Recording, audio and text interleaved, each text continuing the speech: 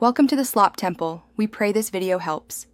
You start by confirming the target computer's boot mode, UEFI or BIOS, because that dictates partition scheme and compatibility. Next, download the exact Windows ISO you need and choose Rufus or Microsoft's Media Creation tool. These create a bootable USB reliably. Once done, insert an 8 GB or larger USB stick and back it up. The process erases the drive. Make sure you have admin rights on your current machine and internet access to validate or update installation files before continuing.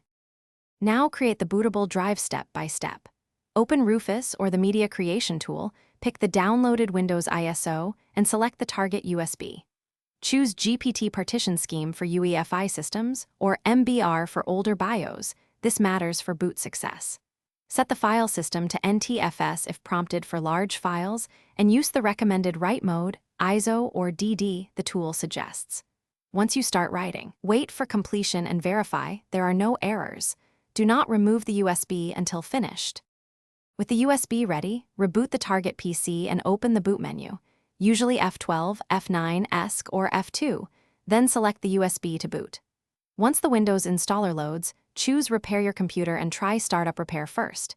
If needed, open Command Prompt to run bootrec/fixmber, bootrec/fixboot, and bootrec/rebuild.